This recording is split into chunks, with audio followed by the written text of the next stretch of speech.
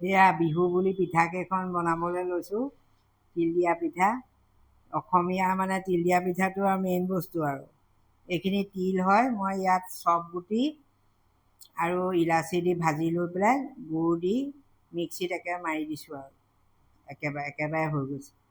আজিয়ে তিল তিয়াই পেলাই ধুই পেলাই ৰ'দত শুকুৱাই পেলাই লগে লগে ভাজিছোঁ আৰু বতৰ বেয়া, দিনত সময়ে নাপাওঁ, দোকানলৈ যাব লাগে যে, ৰাতিয়ে পিঠাকেইখনমান খুন্দো। মই বৰা চাউলখিনি মিক্সিত খুন্দিছোঁ। আগতে মোৰ মিক্সিত বৰা চাউল খুন্দিলে পিঠা নুঠে, আজিকালি উঠে বাৰু অলপ চলপ হ'লেও। পিঠাটো আপুনি পিঠাগুড়িখিনি চাউলখিনি 1 ঘণ্টামান তিয়াই থ'ব, বেছি নিতিয়াব।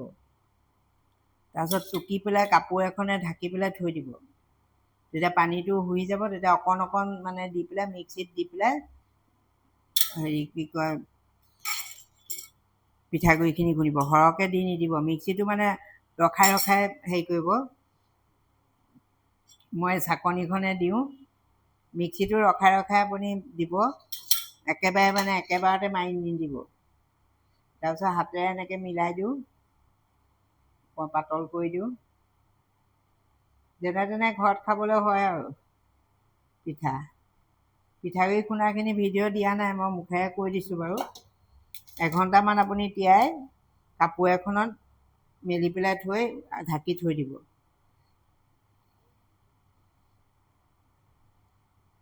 তেতিয়া গুড়খিনি দি পেলাই মই তিলখিনি,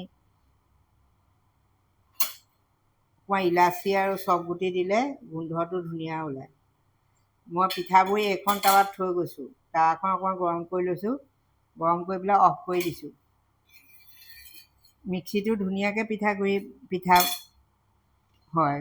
আগতে মোৰ নুঠে পিঠা, আজিকালি নিজে কৰি পেলাই তাৰপিছত এইটো টেকনিক লোৱাৰ পৰা এতিয়া পিঠাবোৰ উঠিবলৈ লৈছে মিক্সিটো। বেছি তিওৱা নাই, আধা কেজি 3 পোৱামান চাউল হ'ব, হৈ যাব ঘৰৰ কাৰণে। এয়া এনেকৈ চালনীখনে দি দিলে আপোনাৰ একদম উজু হয় আৰু হাতেৰে অকণমান মিলাই দিব, টিপি টিপি দিব।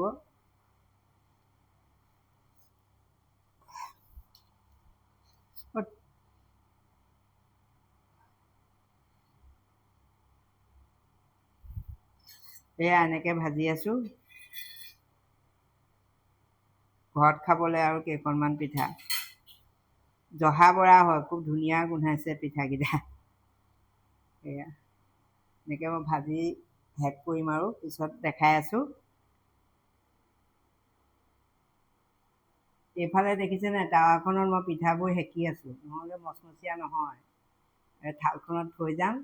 এইটো পিঠা আকৌ যিমান পাতল হয় তেতিয়াহে খাবলৈ ভাল লাগে, নহ'লে ডাঠ হ'লে খাবলৈ টেষ্টটো নাহে। এয়া বনাই আছোঁ, কেইটা হয় জানো, ঘৰত খাবলৈ হ'ব আৰু আলহীয়ে দুলহীয়ে সৈতে। আপুনি বৰা চাউলটো 1 ঘণ্টা তিয়াই থ'ব, বেছিকৈ তিয়ালে তাৰ আঠাটো নাইকিয়া হৈ যায়। 1 ঘণ্টা তিয়াই কাপোৰ এখনত টুকি পেলাই থৈ দিব।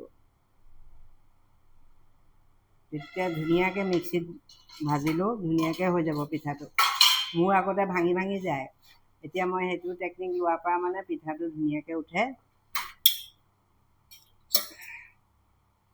আগতে মনটো বেয়া লাগে, পিঠা ভাজিলে 10খনমান ভাঙিব, 1খন উঠিব।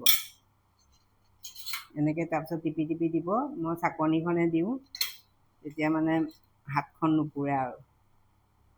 এতিয়া পিঠাবোৰ মই এইখনৰ টেৱাৰ পৰা মই পিঠাবোৰ ইয়াত উঠাই উঠাই থওঁ, ইয়াত নমাই নমাই থওঁ, তেতিয়া মচমচীয়া হৈ যাব ঠাণ্ডা হ'লে।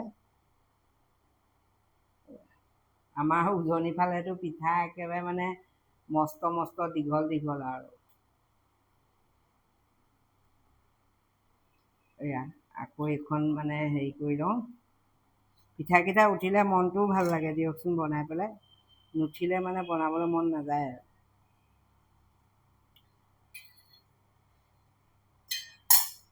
আমাৰ উজনিৰ ফালৰ শিৱসাগৰ মানে আমাৰ ঘৰ শিৱসাগৰত, আমাৰ আইতাহঁতে বনায় এই দীঘল দীঘল পিঠা আৰু মানে হেৰিয়াত নবনায়, টাৱাখনত নবনায়। এইবোৰ মানে ড্ৰাম কাটি পেলাই, টিঙৰ ড্ৰামবোৰ যে থাকে আগতে, সেই টিঙৰ ড্ৰামৰ ওপৰত ঢাকনিখন কাটি পেলাই তাৰ ওপৰত বনায় পিঠাবোৰ, ছাইডে ছাইডে থৈ যাব।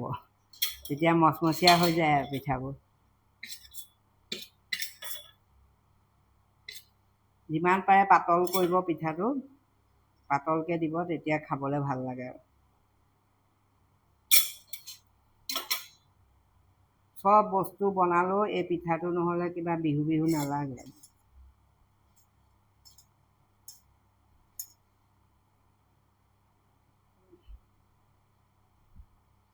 তিলখিনিত মানে ইলাচি আৰু চফ গুটি দি দিলে ধুনীয়া গোন্ধ এটা ওলায় খাওঁতে। পিঠাটো যিমান পাৰোঁ পাতল কৰিছোঁ। এয়া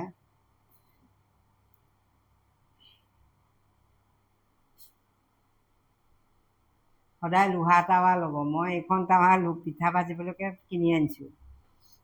বহুত বছৰ আগতেই কিনা, কিন্তু পিঠাবোৰ ভাঙি যায় যে বনাবলৈ মন নাযায়। এতিয়াহে আমাৰতো ঢেঁকী নাই দিয়কচোন। এতিয়া পিঠাটো মানে এইখন টাৱাত ভাল হয়। লোহা টাৱা হ'লে ভাল, মিহি হ'ব নালাগে, টাৱাখন খহটা হ'ব লাগে। এনেকৈ চাকনিখনে দি দি গৈছোঁ। আৰু এটা আপোনালোকক বনাই দেখাইছোঁ। এনেকৈ তিলখিনি দি দিছোঁ। নিজে নিজে উঠি আহিলে। এনেকৈ নতুনকৈ শিকাবোৰৰ কথা কৈছোঁ, জনাবোৰেতো জানেই আৰু।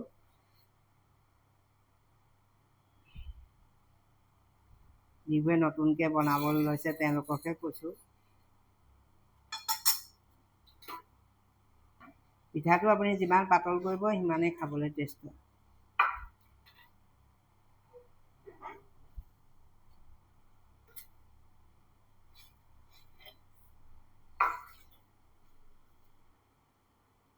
এয়া শেষৰখন পিঠা হৈয়ে গ'ল। আধা কেজি পিঠাগুড়ি খুন্দিলে আপোনাৰ বনাবলৈও এলাহ নালাগে আৰু খুন্দিবলৈও এলাহ নালাগে। কাৰণ আজিকালি চবৰে কামো আছে, অকলশৰীয়া চব। আপুনি বিহু বুলি পিঠাকেইখনমান নিজ হাতে বনাব। মিক্সিটো চবৰ ঘৰতে আছেই। খায়ো ভাল পাব আৰু আপোনাৰ ল'ৰা ছোৱালীকো আপুনি দিলে মনটো খুব ভাল লাগে নিজ হাতে বনাই পেলাই। একেবাৰে উজু, বেছি টান নহয়। অকণমান মনটো কৰিলে আধা কেজি পিঠাগুড়ি খুন্দিলে আপোনাৰ 30-40খন পিঠা হৈ যাব ঘৰতে। মই এনেকৈ ইয়াতে হেৰি কৰি দিছোঁ। পিঠা ভজা হৈ গ'ল। এতিয়া গেছটো অফ কৰি দিওঁ। পটককৈ হ'লেই, বেছি টাইম নালাগিলে। মোৰ আধা ঘণ্টামানহে লাগিলে পিঠাকেইটা ভাজোঁতে। কাৰণ চাউল মই বেছি তিয়াৱা নাছিলোঁ। প্ৰায় আধা কেজিমান হ'ব বা তাতকৈ অকণমান বেছি হ'ব আৰু। তিলখিনিৰ লগত মই খুন্দোতে অকণমান নিমখ দি দিছোঁ। এই দুটা আঙুলিৰ মাজত যিমানকণ নিমখ হয় অকণমান দি দিলে ভাল লাগে। নিমখ ভাৱটো আহে যে, সেইটো ক'বলৈ থাকি গ'ল, সেইকাৰণে কৈ দিছোঁ। কেতিয়াবা পিঠাগুড়ি খুন্দা ভিডিঅ'টো দিয়া নহ'ল বাৰু। কেতিয়াবা আকৌ খুন্দিলে দিম, লৰালৰি হ'ল কাৰণে দিয়া নহ'ল। আপুনি তেনেকৈ যদি পিঠাগুড়িটো মিক্সিত খুন্দে এটা পিঠা আপোনাৰ নেভাঙে। ধুনীয়াকৈ আপুনি পিঠাখিনি বনাব পাৰিব। এই টাৱাখন দেখিছে, এইখন টাৱা খহটা খুব, সেইকাৰণে পিঠাটো ভাজিবলৈ ভাল। গধুৰো, দুখন হাতে দাঙিব লাগে আপুনি। এই আধা কেজি বৰা চাউলৰ ইমানকেইখন পিঠা হ'ল, মই লিখা নাই, প্ৰায় মানে 40খনমান হ'ব। ইমান ধুনীয়া হৈছে পিঠাকেইটা দেখিছে। আৰু এখনো ভঙা নাই। বনাই খুব ভাল লাগিলে। আপুনি দুখন টাৱা ল'ব, এখনত মানে ভাজিব, ইখনত সেকি যাব, তেতিয়া পিঠাটো মচমচীয়া হয় আৰু। এয়া আজিলৈ আহোঁ দেই। সকলোকে ৰঙালী বিহুৰ শুভেচ্ছা আগতীয়াকৈ জনালোঁ। সকলোৱে ঘৰখন ৰঙীন হৈ উঠক। আজিলৈ আহোঁ। Bye bye.